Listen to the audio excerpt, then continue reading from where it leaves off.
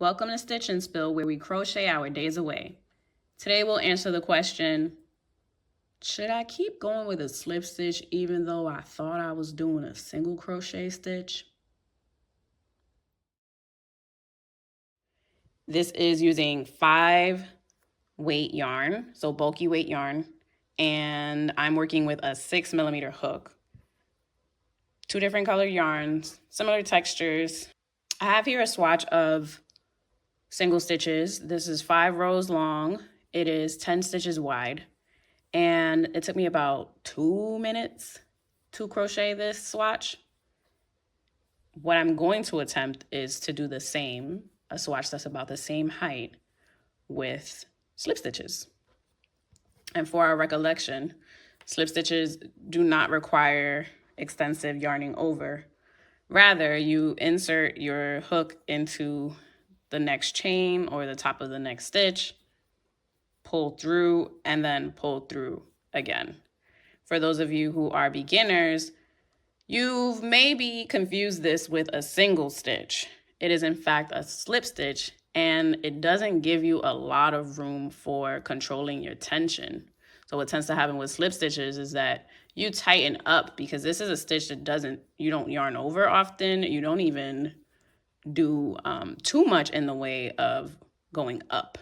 So you don't have a lot of height here either.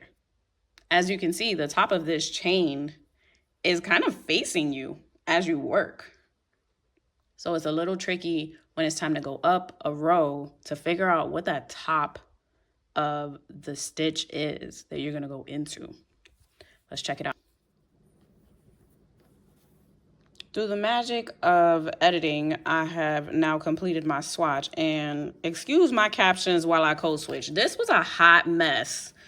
10 out of 10 do not recommend using a slip stitch the way you would use any other stitch. This is my 8th row. It took me 8 rows. I ran out of yarn in this process. It took me 8 rows to get something similar, whereas this is 5 rows with a single stitch. Same type of yarn, same hook. And no, don't do it to yourselves.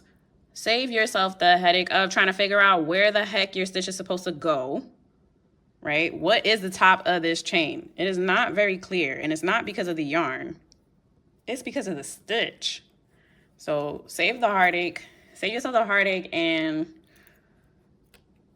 use a single stitch, use a double, use any variety of other stitches to work your project, because this, no thank you, right? So what the heck do we actually use a slip stitch for? We use it to join pieces.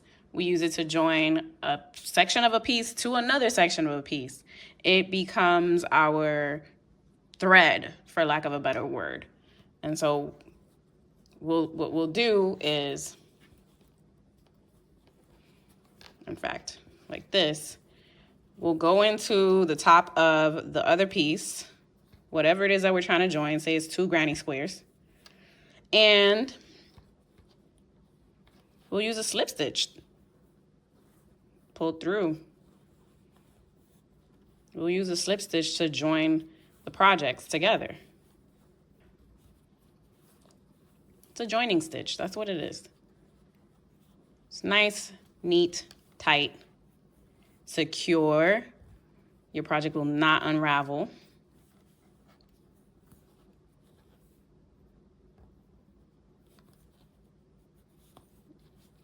And there you have it. We've joined the 2 pieces together. You can tie it off here. And this is the result. Very neat work, very secure work. There's still a little bit of give to it. Looks really good. If you have a reversible project, it still works. It still works. Still looks really good. Still looks really neat. And that's why you use a slip stitch. And the very best part is you can pull it rather than using a darning needle and threading it through, which is what you will typically want to do instinctively. This is just another option.